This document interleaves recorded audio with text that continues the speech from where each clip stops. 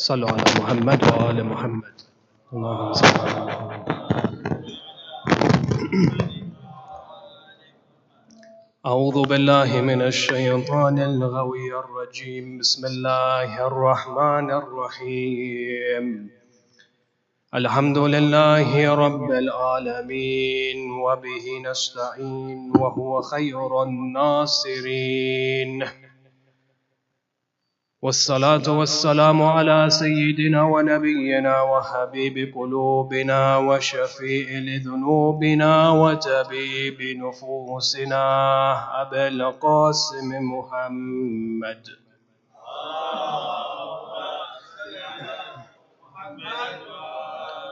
والصلاة والسلام على آل بيته الطيبين الطاهرين المعصومين المظلومين، ولعنة الله على أعدائهم أجمعين إلى قيام يوم الدين. وفقنا الله وإياكم بعلم وعمل صالح إن شاء الله. قال الله عز وجل في كتابه الكريم: بسم الله الرحمن الرحيم. الذين يؤمنون بالغيب ويقيمون الصلاة ومما رزقناهم ينفقون آمنا به. صدق الله العلي العظيم.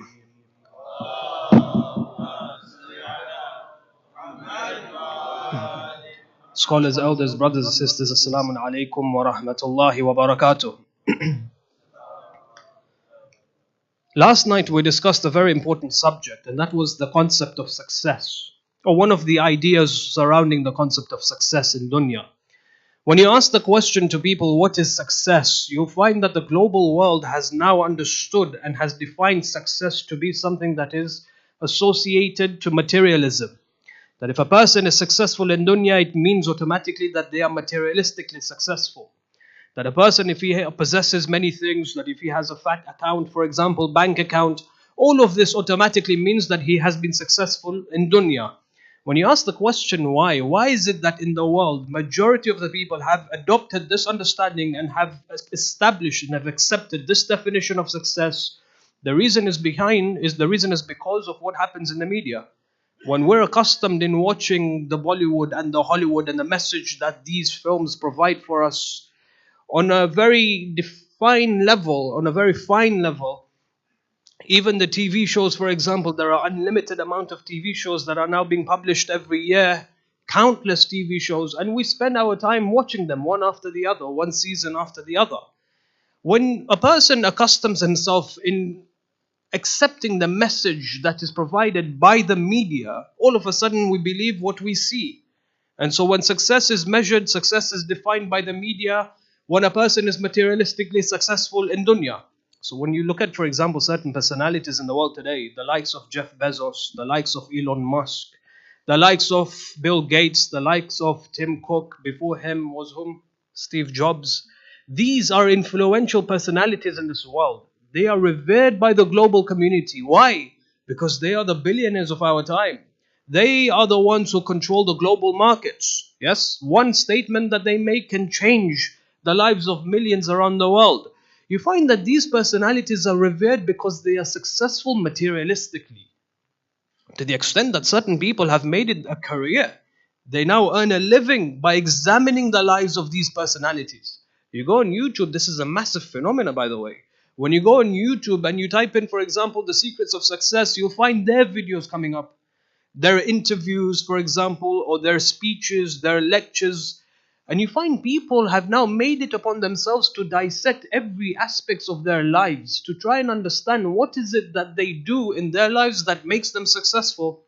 So if they wear, for example, 2-3 styles of clothes, then I should start wearing 2-3 styles of clothing in my life, for example. If they, for example, wake up 4 a.m. in the morning, I need to start waking up 4 a.m. in the morning. If they are vegans, for example, I need to try and start being a vegan in my life. Whatever they do in their lives, perhaps one thing it is that they do which makes them successful, I need to try and implement that in my life and try and make it an integral part of my life. And maybe with the intention that I can also become successful. Not at the same level as they are, but I wouldn't mind a fraction of their success entering my life. So you find people are now following their footsteps. They try and mimic, they try and copy what they do in their lives. The Quran approaches this entire concept from a different perspective, not a new perspective. The Quran approaches it from a different perspective. Inshallah, in the coming nights, we'll talk about this more in detail. But the Quran explains that the secrets of success, or success, is not what is materialistically defined, what is materialistically understood in dunya. Rather, success is what is spiritually understood. It's built on spirituality. It's built on this nafs of the human being, not on what is external, but what is internal. That success is based on taqwa. That when a person is considered to be a muttaqi, that is the secrets of success. That is what is known as success in the eyes of Allah subhanahu wa ta'ala. And Allah subhanahu wa ta'ala doesn't even just stop there. He doesn't say that success is when a person has taqwa. Allah does what it is normal for him to do. He gives us examples of people or personalities who are considered to be muttaqeen. He gives us the examples of prophets in the Holy Quran. When you look into the history of all of the prophets, they were considered to be successful in dunya. So if they were successful in dunya, it behooves us to actually open the Quran or open the books of history and the books of riwayat and try and understand what made the prophets successful in dunya. What did they do in dunya that made them successful? Today we look at Elon Musk and we say that he eats a particular meal a day. But when we look at, for example, the likes of Nabi Ibrahim, do we ask the question, what did Nabi Ibrahim do on a daily basis that made him successful in dunya? Or Nabi Musa, or Nabi Isa alayhim salam. You find that the Quran provides us with characters and personalities who are considered to be successful in the eyes of Allah subhanahu wa ta'ala. And therefore it behooves us to look at their history in more detail. Now when you look at their history, you will understand that every single prophet of Allah subhanahu wa ta'ala had one thing in common. They had many things in common, but as per tonight's discussion is concerned, they had one thing in common, and that was that they established salah in their lives. They established salah in their lives. And I use this word very specifically. When you look at the history of Nabi Isa alayhi salam, for example, he says, وَأَوْصَانِ بِالصَّلَاةِ وَالزَّكَاةِ, that Allah has made me a person to establish salah and to establish zakat in my life. When you look at the examples of Musa alayhi salam, same thing. He was the one who established salah in his life. You look at the example of Nabi Ismail, وَكَانَ يَعْمُرُ أَهْلَهُ بِالصَّلَاةِ, that he used to constantly advocate and encourage his own family members to establish salah in their lives. You look at the history of Rasulullah, again, before the Sharia of Islam was revealed, they say a beautiful narration. They say that a man used to enter the Masjid al-Haram, he used to face towards the Qibla and he used to pray. Behind him, a child would come and he would pray behind him. Behind him, a woman would come and pray behind the Holy Prophet. Rasulullah used to establish salah even before the Sharia was revealed. In Medina, in Mecca, he used to establish salah. When they were asked, who was this child? They said that this child was Amir al-Mu'mineen alayhi salam. When they asked, who was this woman? They said this woman was none other than Bibi Khadija alayhi salam. So you find Rasulullah used to establish salah even before he migrated towards Medina. You look at the likes of Luqman alayhi salam. Luqman was not even considered to be a prophet of Allah subhanahu wa ta'ala. Yet he understood that salah is a core, essential aspect in one's life. He turns to his son, he says, Ya bunayya, aqim as-salah. He says, my son, establish salah. Scholars ask the question, why does Luqman alayhi salam use the word bunayya here? One of the reasons was because the word bunayya depicts a very affectionate tone, that he loved his son to such an extent. He turned to his son, he said, Ya bunayya. That love that exists between a father and a son, it's expressed by the word bunayya. Scholars came and expressed a different definition, a different meaning. They said the reason why Luqman uses the word bunayya is because his son was a small child. You know that hadith of Amir al-Mu'mineen alayhi salam where he says that the heart of the child is like a fertile piece of land. Whatever you throw on it, it accepts. When a child at that age learns, he learns from everything. He learns from his surroundings. When you say something, he learns from your speech. When you act in front of him, he learns from your actions. And it's engraved in his heart. He turns to his son, he says, Ya bunayya aqim as-salah. He engraved the establishment of salah in his son's heart. And he encouraged his son towards salah. You look at the likes of Ibrahim alayhi salam. This single ayah in the Holy Quran deserves an entire majlis on its own. He says, after rebuilding the Kaaba, after purifying Masjid al-Haram, the actions that establish Tawheed within Mecca, Nabi Ibrahim turns to Allah subhanahu wa ta'ala. He says, Ya Allah, waj'alni muqim as-salati wa min dhurriyyati. Make me the person who has established salah in my life, and make my dhurriya, my lineage, those who have established salah in their lives. Just a snippet. The du'as of the prophets are always answered. This is part of our theology, our aqidah. I ask you today, what if I was to tell you, or what if an Imam was to tell you, for example, a person who is divinely appointed by Allah, linked with Allah, he says to you that this particular day, on this particular time, your du'as are mustajab. Whatever you want, ask, and Allah will grant it for you. What would you ask for?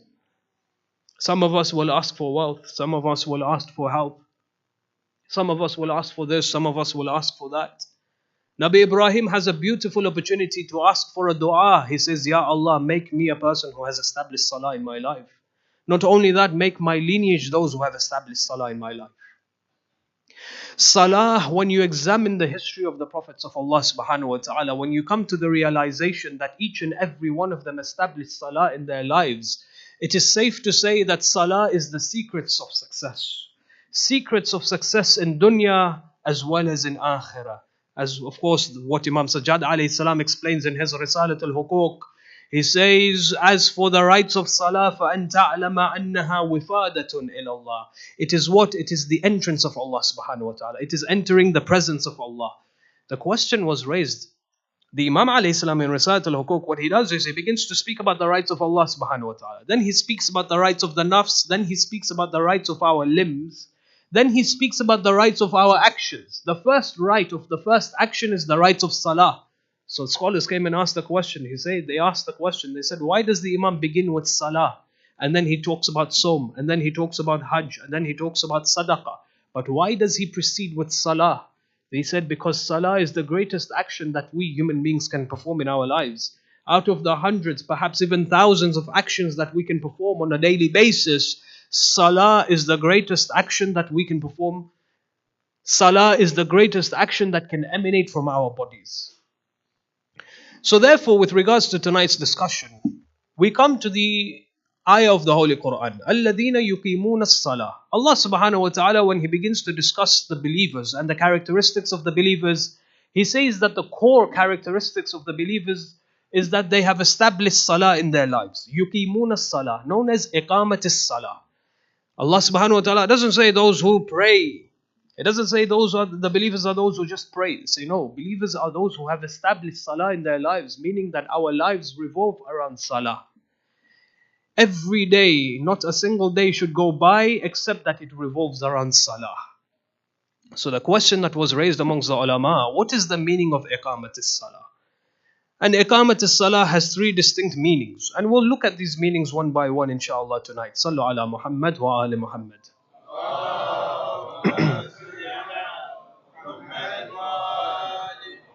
The first meaning of iqamat as-salah was, and it's a definition given by the fuqaha, they said that iqamat as-salah means when you approach salah, when you perform salah with all of its conditions in place. Our sharia, every aspect of our sharia revolves around ahkam, doesn't it? We have rules and regulations. When a person performs salah, when he approaches the musalla, when he approaches the mihrab, it is upon him to observe salah based on all of the criteria and conditions that Allah has laid down for us. Allah has said, establish salah. But how do I establish salah? Do I establish salah according to my own standards or according to the standards of Allah? Makes sense that Allah is the one who establishes salah and establishes the standards of salah. So one of the meanings of iqamat as-salah was that I come and I pray according to the criteria set by Allah subhanahu wa ta'ala. But it's even more difficult than that, or the scenario becomes even more complicated than this. Why? Because in Islam we have 5 madahibs. We have 5 schools of thought, don't we? We have the Hanafis, we have the Hanbalis, we have the Shafis, we have the Malikis, and we have the Ja'fari. The question that is raised is, when you look at all of these different madhabs, you find that their performance of salah, the way they establish salah between themselves or between ourselves is different. The way we perform tahara to approach salah is different. For example, the way we wash our head, Do we wash our heads or do we wipe our heads? They wash, we wipe. When it comes to our arms, for example, we wipe from top to bottom, whereas they go the reverse direction. Or for example, when you look at Salah itself, they have certain actions that we don't have within Salah. And they say certain things that we don't say within our Salah. Whereas we say things that they don't say, and we perform certain things that they don't perform in Salah. The likes of Qunut, for example, they don't have Qunut in their Salah, yes? Or for example, the way we place our hands during Salah. All of these are differentiations between us and the Ahl Sunnah wal Jama'ah. It is not akhlaqan for us. It is not the akhlaq of the Ahl Shia to turn to the Ahl Sunnah and point fingers at them and say, the way you are performing Salah is wrong, and the way I perform Salah is right. This is a discussion amongst the ulama. We are the followers of our ulama. When you look at, for example, our ulama, they have discussed this in detail. They say, why has these differentiations come about? The reason why these differences exist is because they have their sources of religion and we have our sources of religion. Our sources of religion are the Ahlul Bayt and the Quran, whereas their sources of religion is whom? The Sahaba and the Quran, the Sunnah and the Quran. It is not right for us to start pointing fingers at them and say, you're wrong and we're right. Or them for us to turn to us and say, you're wrong, Ahl Shia, but we are right, the Ahl Sunnah. This is not akhlaq and this is not morals. This is not ethical for us to do this. What's ethical is for us to sit and discuss using the evidences that we have, to go through all of the riwayats that indicate our methods of salah and to bring in the riwayats that indicate their methods of salah. To come, to sit and to discuss which of these narrations are stronger and more reliable, which of these evidences are stronger and reliable. And of course, those evidences which are considered to be stronger and reliable are more closer to the truth. They correspond to the truth more so than all the other evidences. And this is what our ulama have done for many centuries.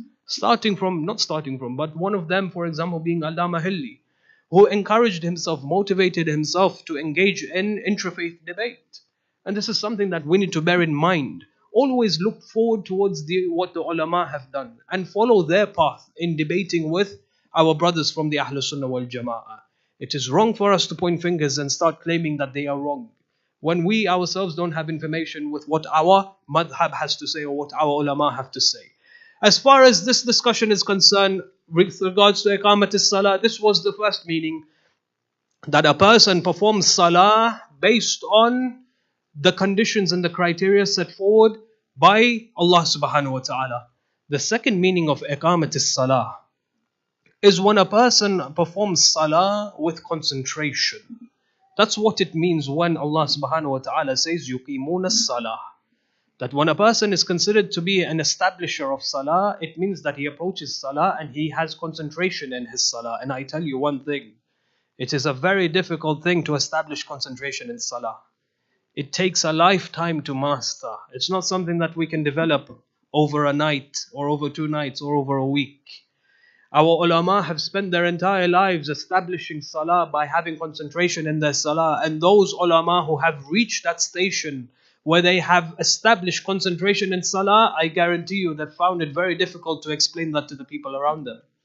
When you read some of the books surrounding concentration in salah, it baffles you. It's really God-smacking. It's unbelievable as to what level they speak. Some of their language is not even comprehensible. The ulama who reach the stages of iqamat as-salah to have concentration in salah, they have found it difficult to explain how they have reached that position. Because whenever we stand in salah, what happens? Shaitan comes and he stands beside us. In the first lecture, what did we say? We said that shaitan has the power and the capacity to attack our imagination.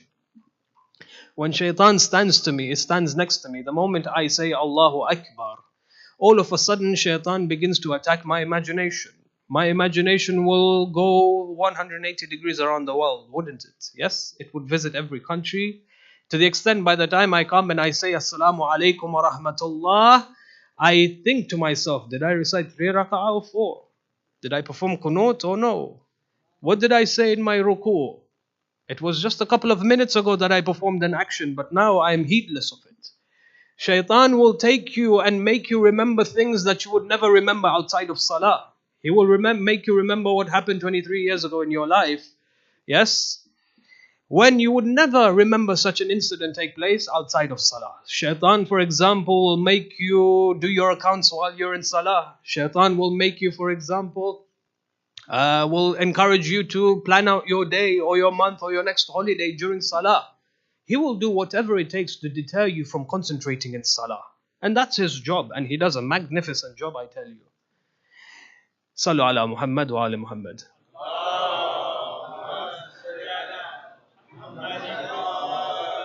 Our responsibility and our taklif is what? Is to try and establish concentration in Salah. When you look at the history of the Imams of the Ahlul Bayt, you find each and every one of them were known to have concentration in Salah. Especially the people around them, they knew their Imams to be such personalities. You look at Amir al-Mu'mineen alayhi salam. You look at Imam Ali alayhi salam, you find that every instances in his life was revolved around Salah. Every momentum, part of his history, part of his biography revolves around Salah. You look at the likes of Imam al-Sajjad alayhi salam, they say that the forehead, the calluses that built in his forehead was what? Was due to his sujood. That he had a heavy motivation towards Salah. He had a interaction, a very significant interaction with Salah. You look at the likes of Imam al-Qadim alayhi salam when he was in prison for more than half of his life. They say the prisoner, the guards who used to look after him in the prisons, who used to watch over him, they used to say that he used to always engage in Salah. And when he would engage in his Salah, or whenever the Imam would engage in Salah, whenever they used to say Takbirat al-Ihram, Allahu Akbar, what it meant was everything, all their affairs in dunya, they would throw it behind them and they would enter the presence of Allah subhanahu wa ta'ala. فَأَن تَعْلَمَ أَنَّهَا وِفَادَةٌ إِلَى اللَّهِ. And know that Salah is when you enter the presence of Allah subhanahu wa ta'ala. They understood that when you enter the King of Kings, the presence of the King of Kings, everything else becomes unimportant. Everything else becomes insignificant. And their motivation and their attention was solely towards Allah subhanahu wa ta'ala. You look at, for example, the mihrab. Why is it known as mihrab? It comes from which word? It comes from the word harb. Harb means when you're at war. Mihrab is when you stand for salah, you're at war. We're not at war with one another. We're at war with ourselves. Our aql tells us that we need to concentrate in salah. But our desires pushes us to one direction. Our imagination pushes us towards another direction. But then this is considered to be war. What? The war of the self, isn't it? The battle of the self. That we try and maintain concentration in salah. And I tell you one thing, even the greatest of our ulama have struggled with establishing concentration in salah.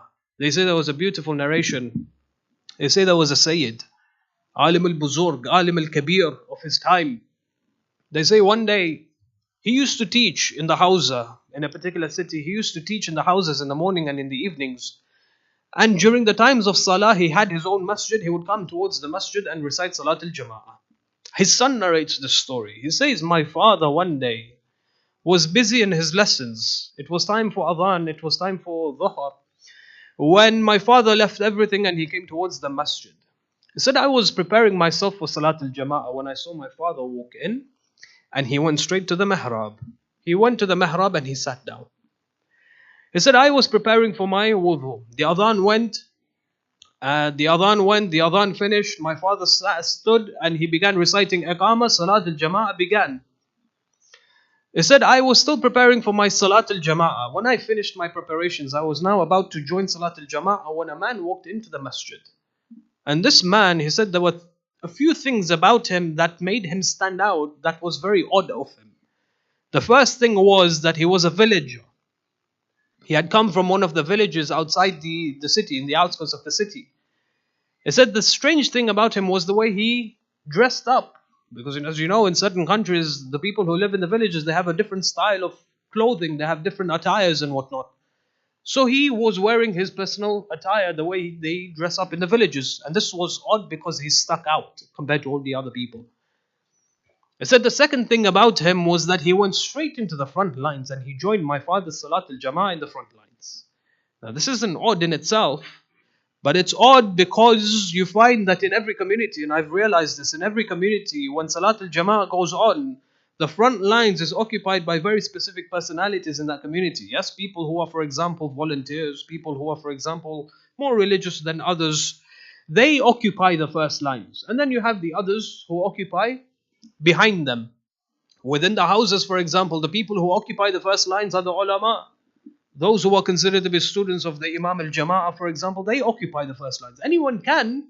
There's not a problem. It's not haram, for example, not to occupy the first lines, or wajib to occupy the first lines. But the communities have developed this way, that there are certain personalities who occupy the first lines. He says it was odd because this villager, a stranger to this mosque, no, a stranger to this city, went straight to the first lines. He said, I joined my Salatul Jama'ah, he joined his Salatul Jama'ah.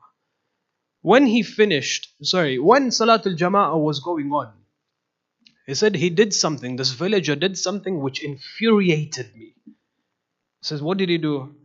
He said, all of a sudden, he was following my father, Imam al-Jama'ah, when he broke the intention of Salat al-Jama'ah, and he finished his Salat al-Furada. Now imagine the scenario. A villager stands out, is reciting Salat al-Jama'ah in the front lines. He's reciting behind Alim al-Buzurg, yes, Alim al-Kabir.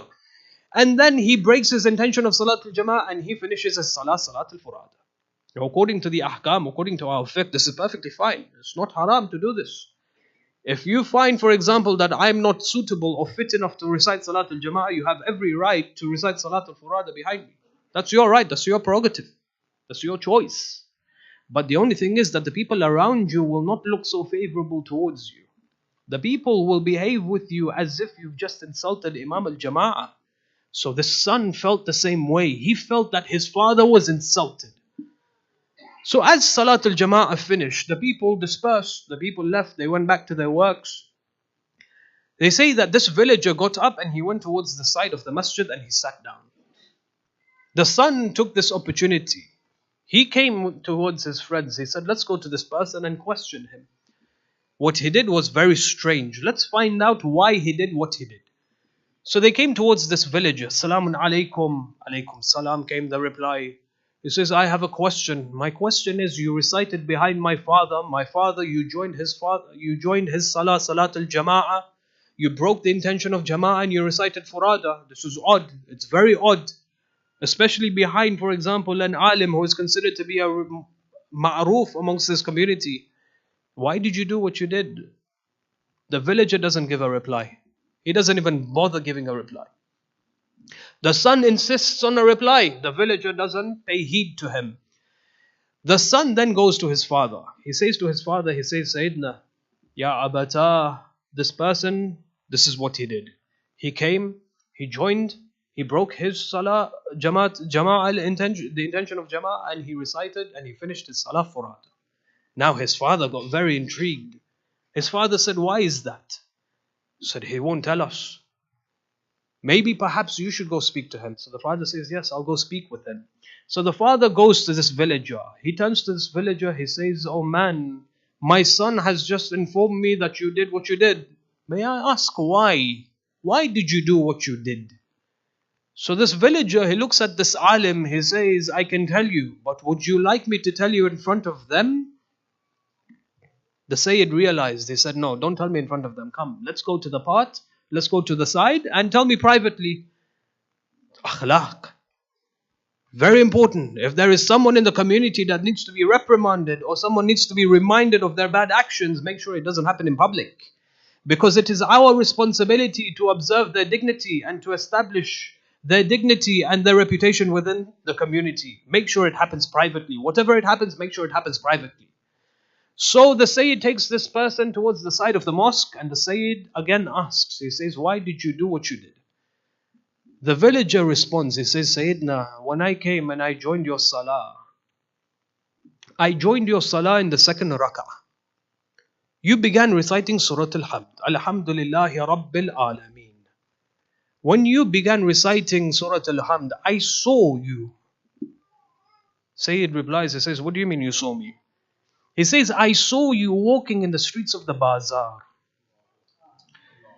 He said, when you began reciting Sirat al-Mustaqim, Sirat al-Ladina an'amta alayhim, He said, I saw you looking towards the shops of the bazaars.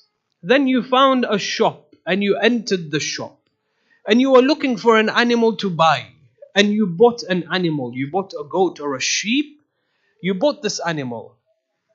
صراط الذين أنعمت عليهم غير المغضوب عليهم. He said, when you reach this station or this position in Surah Al-Hamd, I saw you walking back towards your home.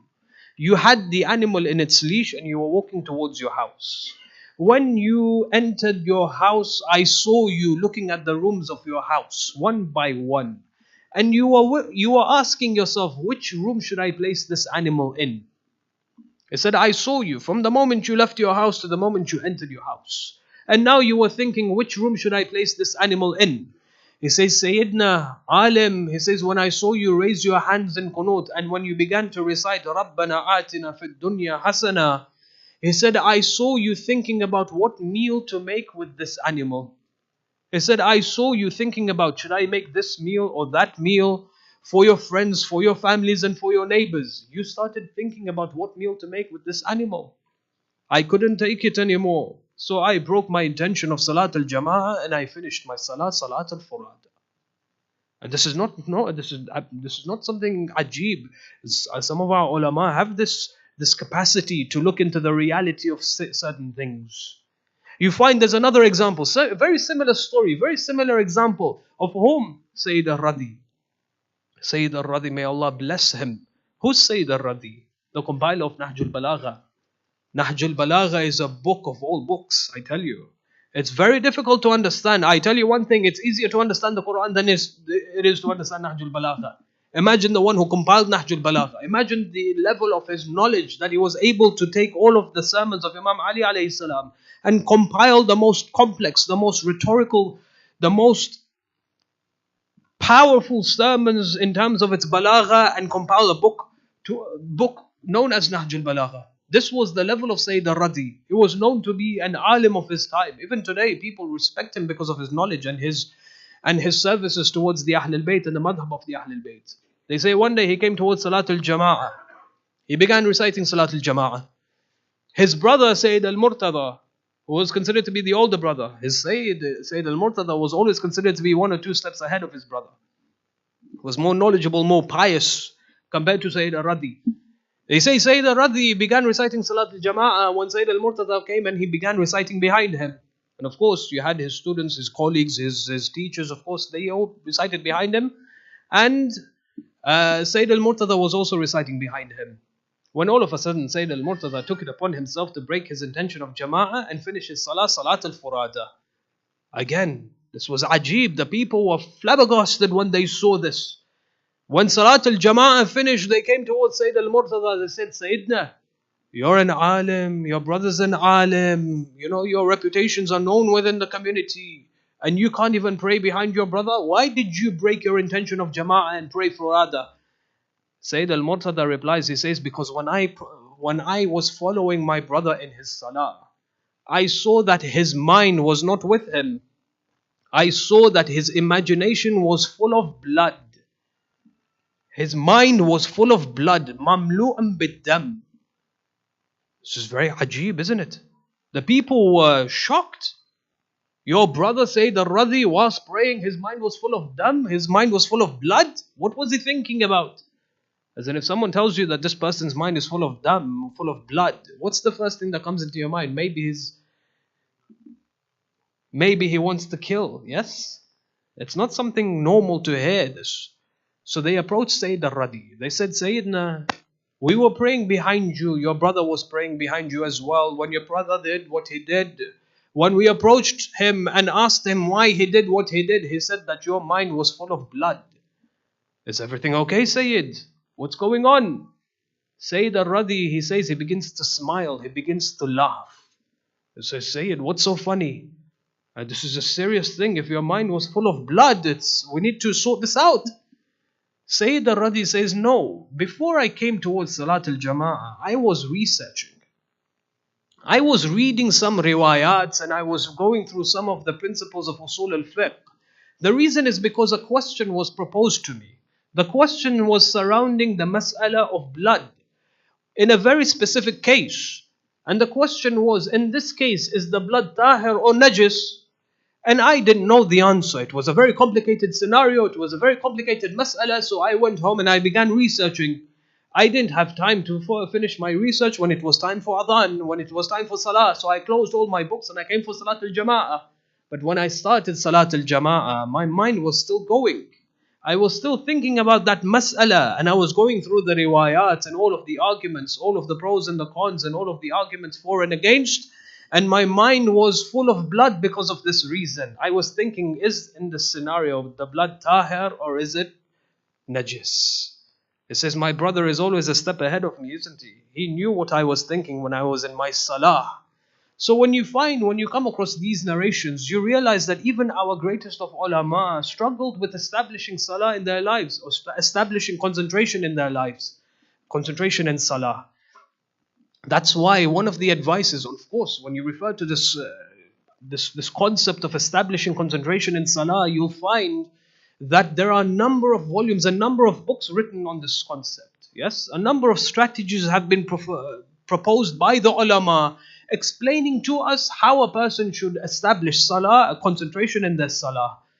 They say one method of establishing concentration in salah, and of course we've run out of time, which is to try and understand bit by bit what we recite in salah. To take a word, for example, take that word, perform the tafsir of that word. So whenever I perform or whenever I recite that word in my salah, I know what is being recited. I know the information or the background behind that word, particular word, whether it's in ruku, whether it's in sujood. So wherever I come across and I recite this word in my salah, at least I have some form of concentration in the back of my mind, and that enhances my salah. And this was the advice, or one of the advices given by Marhum Ayatollah Khoy rahmatullah alayhi, to try and understand salah word by word, and then try and develop that. So one moment you learn one word, a few months later you learn another word, few months later you learn another word, and this has a significant impact in one's salah. This was the second meaning of iqamat as-salah, which is to establish salah with concentration. The third meaning of salah or iqamat as-salah was to perform salah with humility. Is to establish salah with humility, is to approach the musalla with the intention that you are, with the mindset that you are an abd of Allah subhanahu wa ta'ala. This concept of ubudiyyah, this concept that we are the slaves of Allah subhanahu wa ta'ala. Why slaves? Because every slave is owned, yes? Allah is Malik al-Hakiki.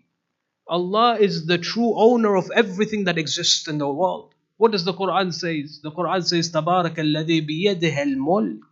In His hands is the kingdom. What is the meaning of mulk? Mulk is the kingdom which is seen, the world of the seen. But then in Surah Al-Yasin, what do we say? فَسُبْحَانَ الَّذِي بِيَدِهِ الْمَلَكُوتِ. In His hands is alim al-malakut. What's alim al-malakut? It is the world of the unseen. Allah dominates everything. Allah possesses and has absolute authority of everything that exists in the world of the seen and in the world of the unseen. Allah owns every aspect of our lives. My wealth is under His control. My health is under His control.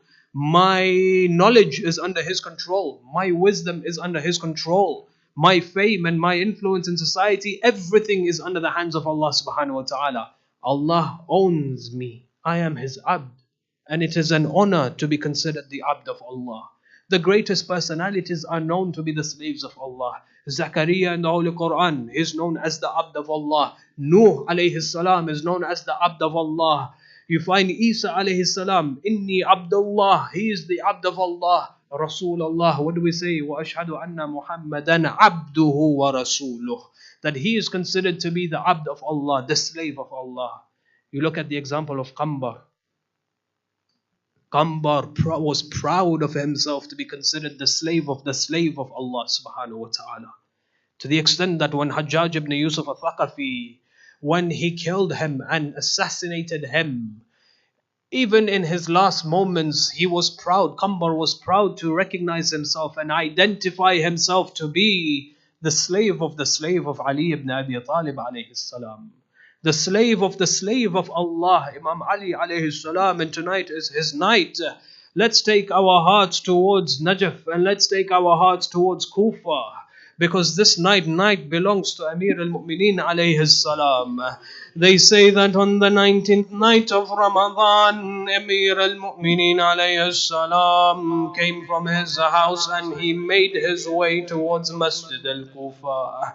When he was on the way to Masjid al-Kufa, they say that the haywan on the streets, they began to behave ecstatically. They knew that this was the final moments of Amir al-Mu'mineen. Bibi Zainab alayhi salam narrates, she says that Amir al-Mu'mineen, my father, was not the same on the night of the 19th.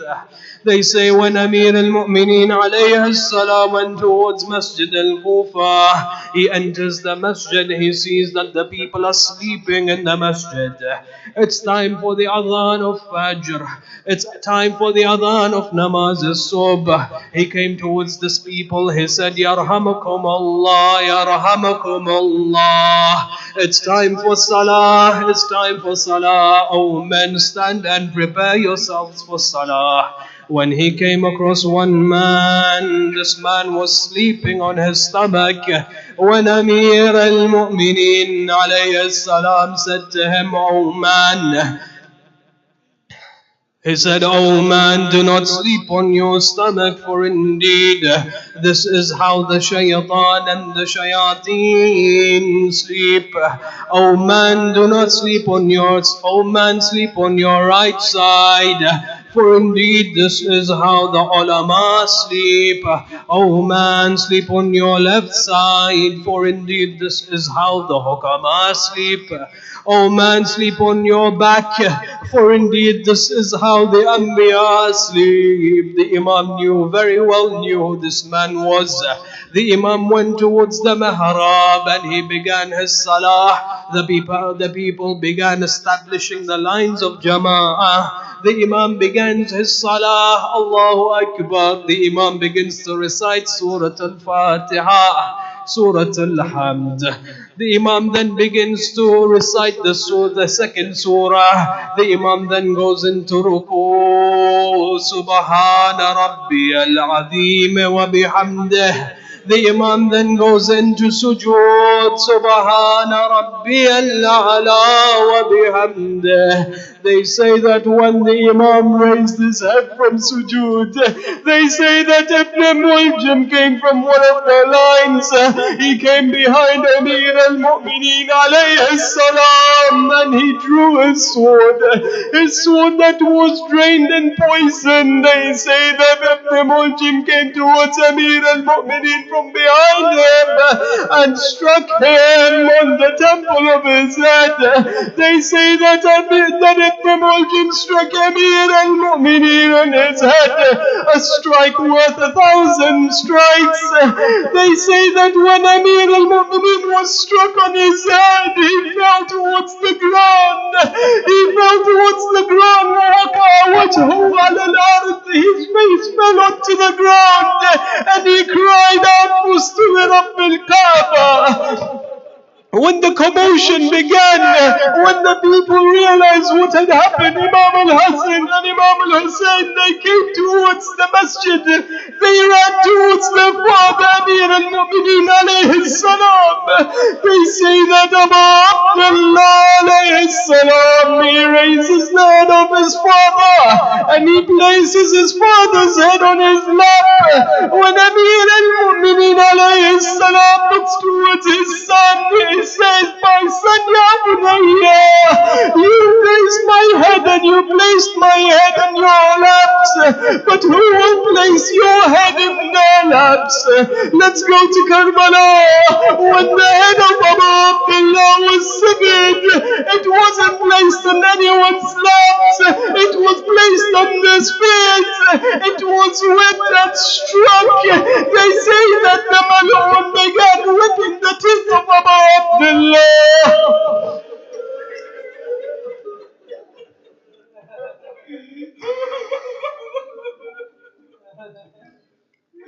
إنا لله وإنا إليه راجعون.